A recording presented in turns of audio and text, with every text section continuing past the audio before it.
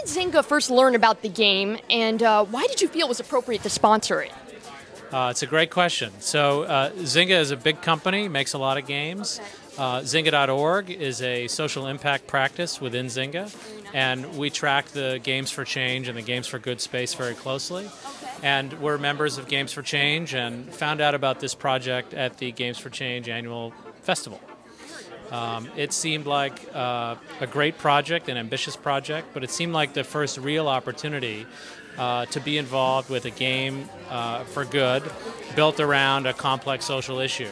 That's great. That's wonderful. It must feel very rewarding. Well, it'll be rewarding when we see lots of people play the game, when players unlock the corporate donations and make donations themselves. I think we'll be very happy. Oh, absolutely, absolutely. How are you hoping that the game will influence its users? So I think there are a range of objectives for the game. As I mentioned, there are some corporate donations that players can unlock. So there are a number of nonprofit organizations that are working in the field to address the issue of oppression for women and girls worldwide. So those donations will flow to those organizations. Players will also be able to make their own donations to those organizations, and so the amount of money raised is a key metric for the game. But we also want to see a broader audience for these issues, and so the number of players playing the game, how long they're playing, how many times they're returning to the game, all of those will be a measure of how much additional awareness the game is raising. Excellent, excellent. That's so great. Now, last question. Do you think online game companies should be more proactive in regards to promoting social awareness?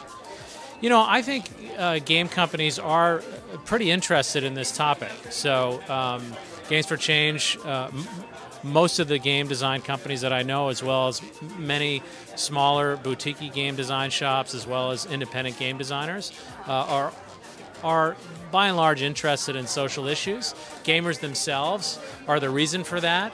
Folks who play games, and that's just about everybody these days, are regular people who volunteer, who go to church or synagogue or mosque, who want to be helpful in the world, and within the context of their gameplay, which is highly social and often highly time-consuming, they're often looking for opportunities to connect with real-world causes and to help others in the real world. Okay, great. Well, thank you so much for taking the time to talk with me. You sound like a very generous person, and thank you for backing a wonderful cause. Thank you so much. Thanks so much.